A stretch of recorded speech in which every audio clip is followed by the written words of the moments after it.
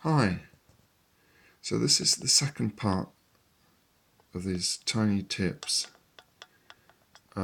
which are not so tiny, these two.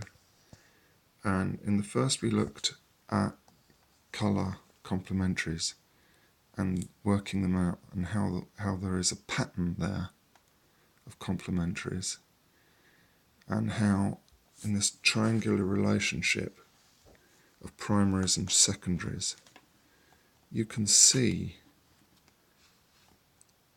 you can work out how one colour is complementary to another.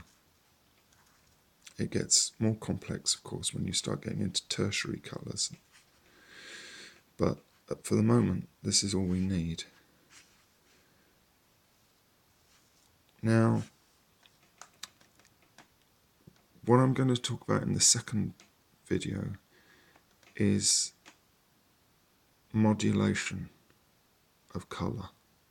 The modulation of primary and secondary colours through mixing.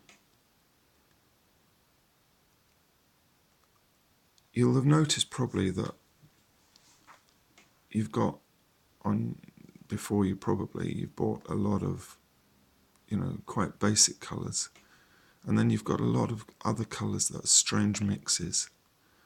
When you think about it, they're not, obviously, they may be a red, but it's suddenly, if you really look at it, it's a red tending towards violet,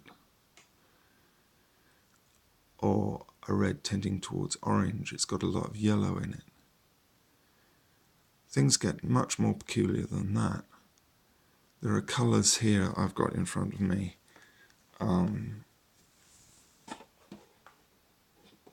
Let's have a look. Like this leather. And this flat brown, so-called, which is actually, to my eye, has got some blue in it, as well as being a red-brown. Then you've got colours like, where is it? There's one here called Smoke, which I love. It actually approximates to sepia a little bit. Not really. Sepia is actually a bit more orangey than this. But it's a complicated brown that when you mix it with a lighter tone becomes something quite extraordinary. So anyway, one thing is to be able to reach colours like this, interesting colours that are very specific. And the only way you're going to do that is by mixing. And another thing is that, certainly for the Dark Ages, but actually for all periods practically, when you think of colours that troops would have worn in the field and on campaign, nearly all of these paints are too bright, are too pure to really reflect what you would have seen then. And that's what a lot of my painting effort is to do with, is to getting paint colour that is subtle and deep. And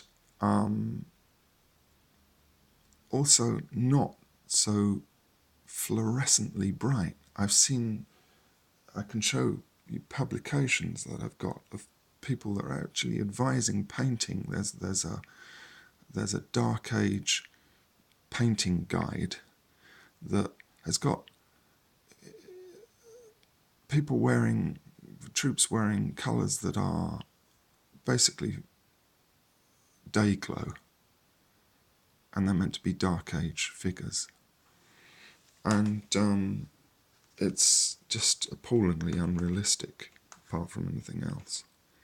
But in the Napoleonic era, in later medieval period, Renaissance, or any period you want to care to think about, you know, troops, there's an optical thing going on whereby you just wouldn't have this kind of brightness that the paint has got in it, because it's mostly natural dyes in cloth. But also, they wouldn't be so powerfully striking to the eye because, you know, clothes get washed and they get dirtied. And these guys are on campaign. They would be often, you know, quite filthy after a while, I'd imagine. So there's a whole range of reasons why you want to be able to modulate your colours down. And basically what you want to modulate them is towards a neutral, away from their bright purity. And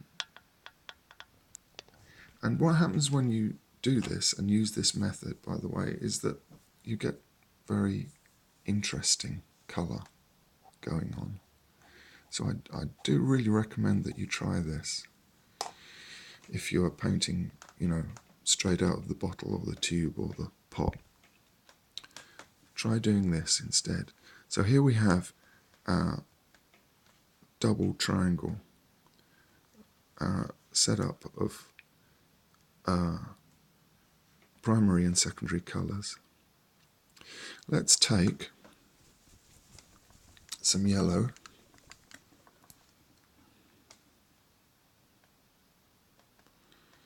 You'll notice I'm very parsimonious with my colours. I hate wasting paint.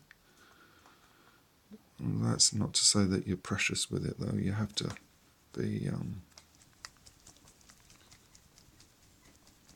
experimental and allow it to go.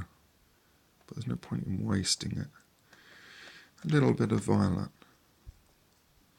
Now, you might have seen an earlier video in which I've said always take the lighter tone of whatever two paints you're mixing and add a tiny little bit of the other one to it. Now, yellow and violet, of course, or purple, are complementaries, yeah? So this is the, sometimes for some people, slightly shocking thing. If you mix a complementary to the two colours that are complementary to each other, what you get is something interesting in the middle. And it moves the two colours towards a neutral slightly. Obviously, if you throw them together equally, you'll have something right in the middle. But if you add a little bit at a time, and you can begin with it being very yellow here. Actually, whoop, even then I've slightly overdone it. But immediately that yellow has been neutralized a little.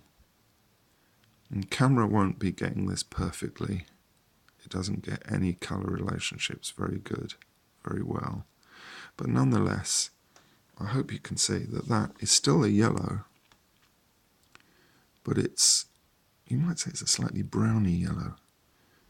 Why not mix just a bit of brown in, or a bit of, well, black. Black will make the yellow green for a start. So what we've got here actually is much more interesting. It's much more alive. It's still more alive to the eye. A lot of painters don't actually use black or grey. They mix both out of other colours. And that's because when you do that, these colours kind of live more. So I'm going to mix a little more violet in there. And it becomes more neutral. Can you see that? And the further you go, the further it gets to the middle. Well, is that still a yellow? Parts of it are. But it's getting to the point where it's hard to say what it is. It's an extraordinarily, to me, interesting colour. And actually, it's a colour that's more like the sort of colour that you will see in nature and in people's clothing even. much more than either of these. You can keep going and you get into the violet scale, but you get then into a violet that is modulated by yellow towards neutral, but then as you add and add and add violet, it will overcome the yellow, and eventually you will get, almost a pure violet again. Let's try another one. Let's try orange and blue. So here's an orange. Didn't shake it, but anyway, there you go. That is a day glow orange, and I've seen that put on people's troops, uniforms, clothing, and to me that's just like, that's true barbarity. It makes the Huns and the Goths look very civilized people to do that. Joke. So here we have, this is the lighter tone, yeah? Take a little bit from it, make a little sub pool, add a teeny weeny little bit of blue, and blue is strong, and whap, immediately we've got let's bring in some more orange, and this is the sort of thing whereby you get a big pool of paint relatively, because I'm adding the light now to the darker, but that's an orange which has been modulated towards the neutral. Some would say towards grey, but it's far from being grey. It's a really lively and interesting colour. Now if you used a different orange or a different blue, you would obviously get a different colour here. So all those colours that you've got that are slightly odd, bent one way or another, they will contribute to you getting something different here. And you've got to experiment, is the only thing I can say. And this is one of the things that is, along with exact paint consistency, these are the sort of things that are really at the heart of painting. On the formal side, the technical side. You could take an orange that was more red and mix it with a blue that was slightly greenish, and you would get an extraordinarily different thing going on here.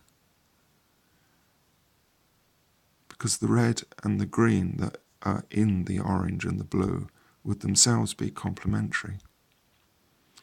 But, there are millions of colours out there, and I can't mix them all. But this is the principle, that when you mix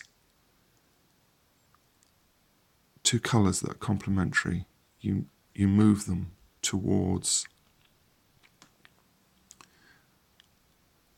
the neutral, and you make them subtler. You make them subtler to the eye, and they're still complementary. This is still very complementary to this blue, but it's a much subtler orange than that one.